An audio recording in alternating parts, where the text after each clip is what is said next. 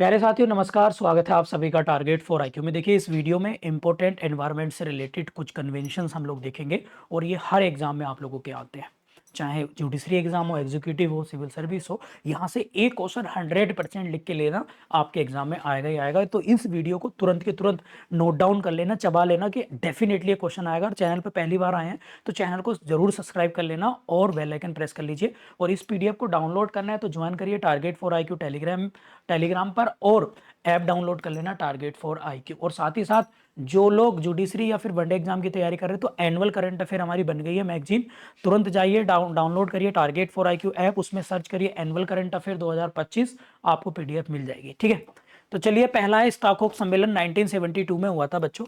Stockholm पड़ता है बच्चों स्वीडन में, ये आप लोग याद रखें, कई बार ये कंट्री के नाम पूछ लेते हैं। ये किससे रिलेटेड था? ये था पर्यावरण संरक्षण को वैश्विक एजेंडा बनाना, यानी एनवायरमेंट प्रोटेक्शन को लेकर एक एजेंडे को लेकर बात की गई थी। और इसकी थीम थी ओनली वन अर्थ, और इसमें स्थापना की गई थी यूएनईपी की, यूनाइटेड नेशन एनवायरमेंट प्रोग्राम की। याद रखेंगे। और यूएनईपी का हेडक्वार्टर कहाँ बनाया गया बच्चों? वो बनाया गया नैरोबी। और नैरोबी कहाँ की राजधानी है? वो है केन्या की, अफ्रीका कॉन्टिनेंट में पड़ता है। और पहली बार मानव अधिकारों से एनवायरमेंट को जोड़ा गया था। आप लोग मुझे बताइए, under the DPSP of Indian constitution किस आर्टिकल में एनवायरमेंट प्रोटेक्शन की बात की गई है? जल्दी से। और भारत की भागीदारी किसने करी थी? तत्कालीन प्रधानमंत्री थी इंदिरा गांधी जी, तो उन्होंने इसमें पार्टिसिपेट किया था। ठीक है, किसी को कोई दिक्कत तो नहीं भाई? चलिए, इसके साथ साथ अगर हम बात करें, ये सबसे पहले फर्स्ट मेजर इंटरनेशनल कॉन्फ्रेंस थी एनवायरमेंट को लेकर, जिसमें यूएनईपी का गठन किया गया।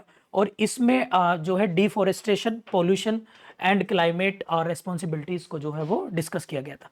नेक्स्ट है second Montreal protocol, this is the very important, और 1987 में इस्टेब्लिश किया गया। और अगर हम बात करें तो मॉन्ट्रियल पड़ता है कनाडा में बच्चों, और कनाडा में याद रखेंगे कनाडा की राजधानी ओटावा है बच्चों, कई बार एग्जाम में पूछी गई है। ओटावा, ओटावा कई बार पूछी गई है। और ये याद रखना स्टॉकहोम एनवायरमेंट से रिलेटेड है, जबकि आपका मॉन्ट्रियल जो है ओजोन परत से है। ओजोन परत कौन से स्पेयर में पाई जाती है? स्ट्रेटो स्पेयर से स्ट्रेटोस्फेयर में ओजोन लेयर जो है पाई जाती है। ओजोन लेयर किससे प्रोटेक्ट करती है? अल्ट्रावायलेट वेव से, जो हमें सन से मिलती हैं और हमारी स्किन को बचाने का काम करती है। यदि ओजोन लेयर नहीं होती तो डेफिनेटली सभी लोगों को ज्यादातर स्किन कैंसर होने की संभावनाएं बढ़ जाती। तो ये आप लोग याद रखिए। और ये सीएफसी क्लोरोफ्लोरोकार्बन जैसी जो गैस होती है, इसका जो है वो क्या करती है? डिके करती है, क्षरण करती है। ये आप लोग याद रखिए। अंतर्राष्ट्रीय सहयोग की इसमें बात की गई और भारत इसमें 1992 में जो है वो शामिल किया गया था। की पॉइंट की बात करें तो लीगल ये जो है सबसे इंपॉर्टेंट जो है वो क्या बोलते हैं एग्रीमेंट था, किसको लेकर? ओजोन को लेकर। और इसमें याद रखेंगे, इसमें जो है अपडेट किया गया बाद में किगाली और लंदन में भी जो है ओजोन लेयर को समय समय पर प्रोटोकॉल्स और कन्वेंशन होते रहे।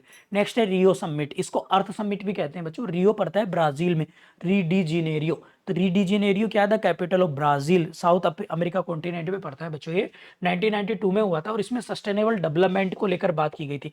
बच्चों सस्टेनेबल डेवलपमेंट का मतलब होता है आज का काम जो भविष्य की पीढ़ी के लिए किया जाए, ऐसा काम जो भविष्य की जरूरत को ध्यान में रखते हुए किया जाए, उसे सस्टेनेबल डेवलपमेंट जो है कहते हैं।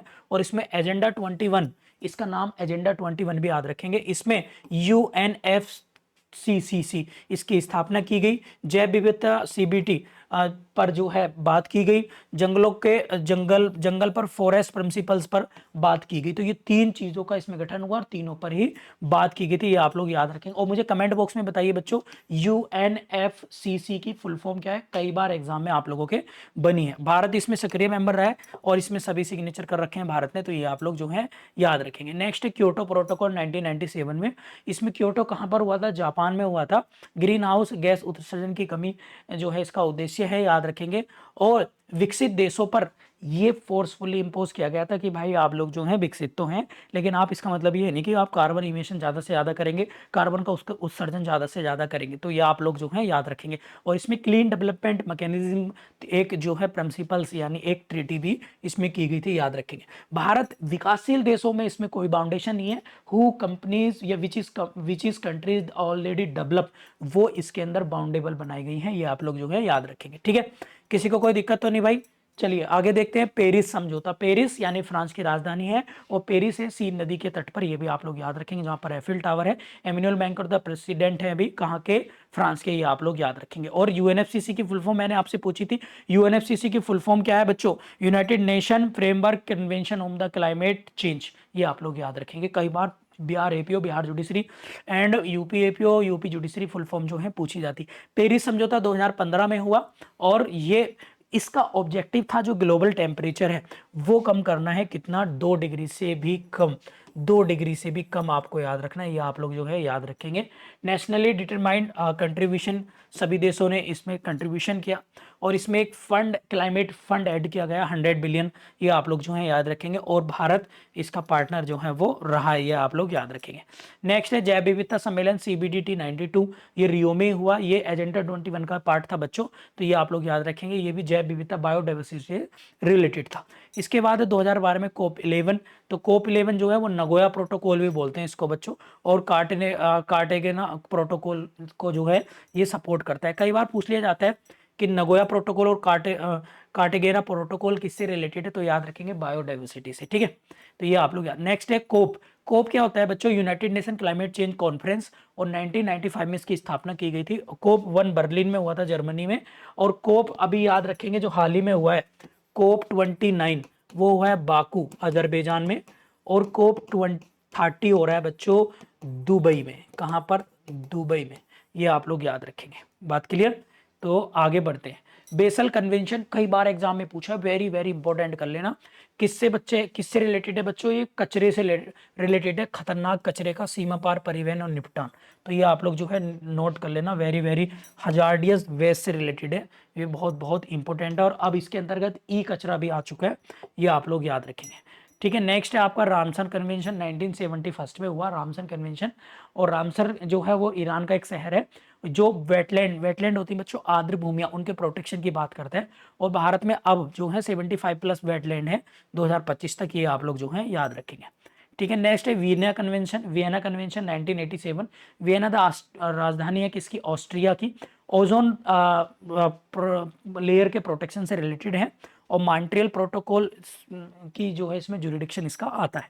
नेक्स्ट क्वेश्चन है आप लोगों का, अभी कुछ एमसीक्यू देख लेते हैं फटाफट से, जल्दी से, कुछ एमसीक्यू से प्रैक्टिस हो जाएगी। एमसीक्यू, स्टॉक सम्मेलन 1972 का मुख्य उद्देश्य क्या था, तो पर्यावरण का वैश्विक एजेंडा बनाना, ठीक है। मॉन्ट्रियल प्रोटोकॉल किससे संबंधित है, ओजोन परत संरक्षण से। यूएनएफसीसी की स्थापना के सम्मेलन किस दौरान हुई थी, तो रियो समिट में यूएनएफसीसी की सम्मेलन स्थापना हुई। पेरिस समझौता 2015 का मुख्य लक्ष्य क्या था, जलवायु न्याय सुनिश्चित करना, वन संरक्षण, तापमान वृद्धि को 2 डिग्री सेंटीग्रेड के भीतर सीमित करना, तो यही इसका आंसर हो जाएगा। भारत ने CBDT यानी convention on the biological diversity की मेजबानी किस वर्ष की थी, तो 2012 में की थी। इसके बाद बेसल कन्वेंशन का उद्देश्य क्या है बच्चों, खतरनाक कचरे की सीमा पर नियंत्रण। कौन सा सम्मेलन एजेंडा 21 से जुड़ा है, तो आपको पता है रियो समिट 1992 की। क्योटो प्रोटोकॉल का मुख्य तत्व क्या है, तो बाध्यकारी उत्सर्जन कटौती, बाइंडिंग इमिशन रिडक्शन, ये किस पर था, केवल डेवलप कंट्री पर। रामसर सम्मेलन किससे संबंधित है, वेटलैंड से। वियना कन्वेंशन किसका मार्ग प्रशस्त किया, मॉन्ट्रियल प्रोटोकॉल का। तो ये थे आप लोगों के कुछ इंपॉर्टेंट 10 एमसीक्यू। उम्मीद करता हूँ ये क्लास आप लोगों को समझ में आई होगी। फटाफट रैपिड रिवीजन करा रहा हूँ, तो सारे बच्चे चैनल सब्सक्राइब कर लेना, बेल आइकन प्रेस कर लेना। उत्तराखंड जुडिशरी के लिए क्रैश कोर्स चल रहा है हमारा, जीएस पार्ट के लिए, तो आप लोग चाहें तो ज्वाइन कर सकते हैं, और या फिर अदर जुडिशरी एग्जाम के लिए भी ज्वाइन कर सकते हैं। इस नंबर पर व्हाट्सएप या कॉल करके क्वेरी आप ले सकते हैं। Thank you.